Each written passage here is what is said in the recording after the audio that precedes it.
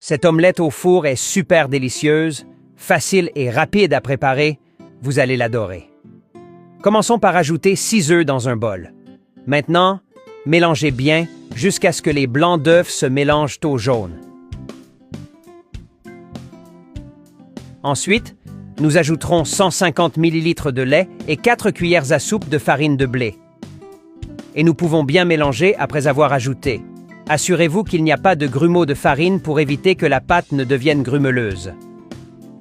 À ce stade, nous ajouterons 150 g de poulet effiloché, une tomate coupée en dés, 150 g de jambon, des olives à votre goût, 85 g de maïs, une demi-carotte râpée, et maintenant, un tiers de poivron vert coupé en dés. Vous pouvez utiliser d'autres couleurs de poivron si vous préférez. Puis, mélangez très bien. Assurez-vous que tous les ingrédients soient bien répartis dans le mélange. Ajoutons maintenant 100 g de fromage à la crème. Cette addition rendra l'omelette encore plus crémeuse et savoureuse. Une demi-oignon coupé en cubes. Persil et ciboulette selon votre goût. Et pour finir, 150 g de mozzarella. Si vous préférez, vous pouvez utiliser d'autres types de fromage comme le cheddar ou le parmesan. Profitez de ce moment pour me dire si vous avez déjà réalisé une recette similaire à celle-ci. Pour finir, nous ajouterons un peu d'origan.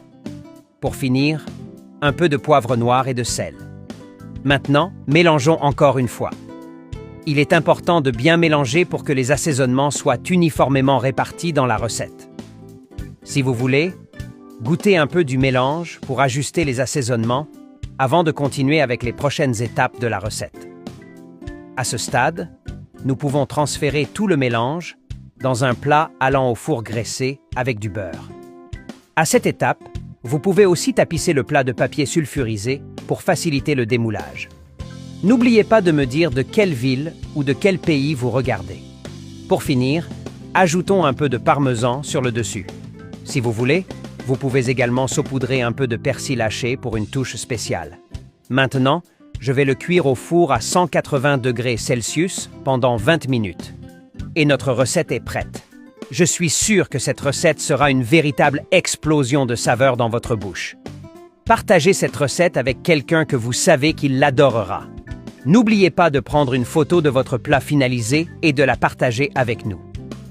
Évaluez cette recette de 0 à 10 pour que je continue à faire des recettes délicieuses comme celle-ci.